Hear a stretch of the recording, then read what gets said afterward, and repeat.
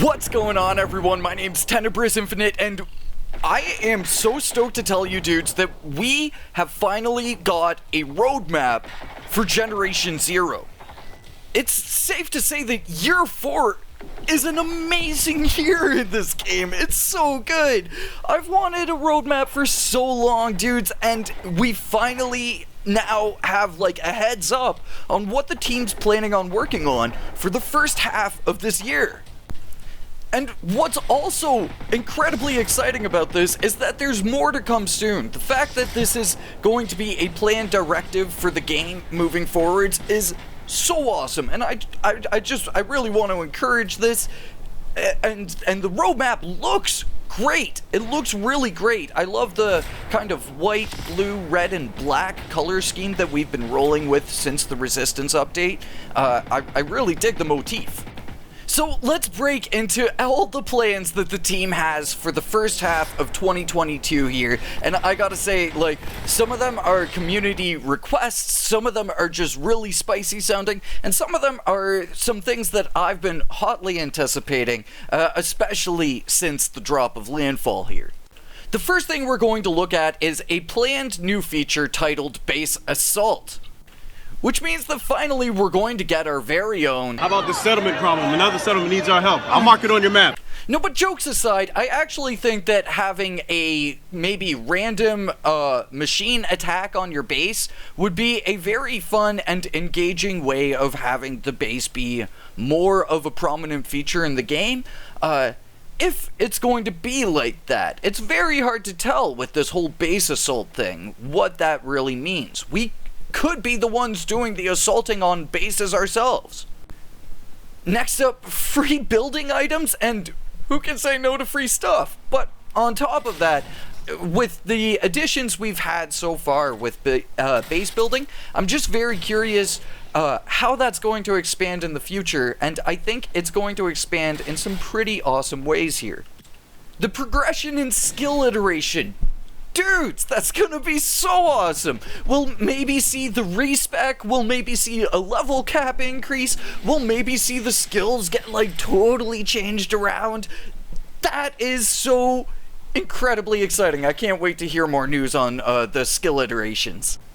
Then, more regional revamps, which is very hype. We have, like, the whole mountains region and the entirety of the North Coast region to be looked at. I think that maybe there could still be potentially a little bit more done in the forest region in terms of transitioning into the North Coast as well, but probably that will be seen with North Coast revamps.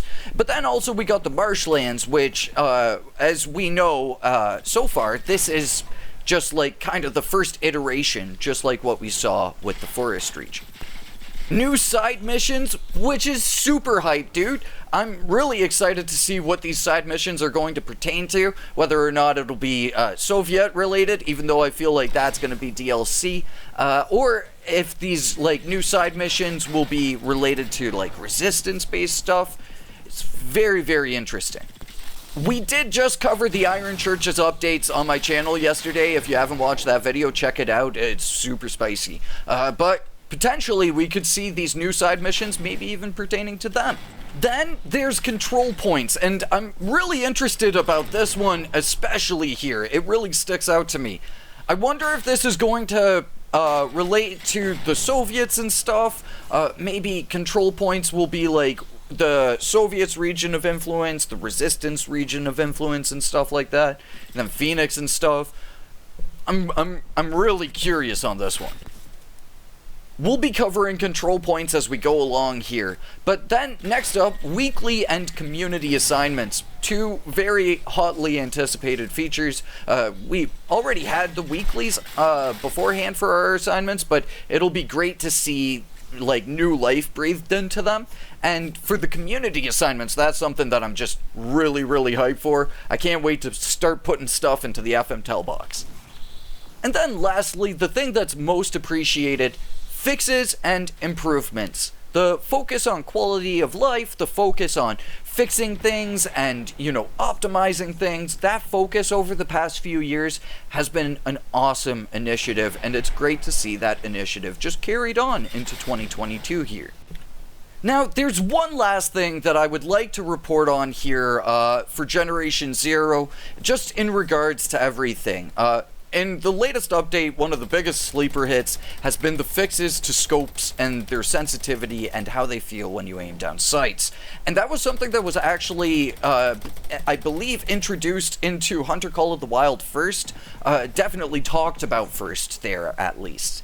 And so, after noticing the ripple effect of something happening in Hunter Call of the Wild and then positively benefiting Generation Zero here, as well as Hunter Call of the Wild getting the modern AR pack, where they have gotten a kind of brushed up version of the N16 that we got in Generation Zero.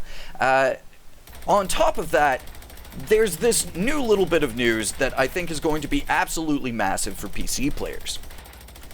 Now, I'm not going to take too long on this part, but just the introduction of AMD Super Resolution in Hunter Call of the Wild has me very excited for potentially seeing some sort of, advanced processing or super sampling or something like that, upscaling, something like that, to come to Generation Zero as well. I think that it would greatly benefit people that are playing on older PCs, and it would greatly benefit people that are playing on more modern PCs that then can utilize their hardware even more efficiently.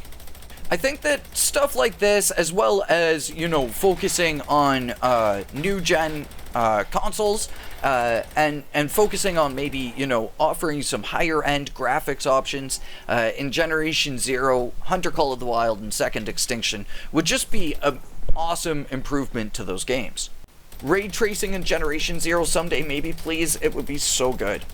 Anyway, let's get back to this roadmap here. Again, there's more updates to come soon, so stay tuned for more on what's going to be happening in the rest of 2022 here. As far as I know, it's gonna be a really, really awesome year here in Generation Zero, my dude. Seriously, I think year 4 is going to be the best year yet for this game. By far, by leagues and miles, and I am just so stoked for everything that's in store. Let me know what you think of this roadmap. What do you think of all the free content? Is there anything on there that's like the most hype thing that's going to be coming our way? Let me know all of your thoughts and feels down in the comments below. But for now, my dudes, stay awesome, thank you for watching, and I will catch you all in the next one. Until then, peace.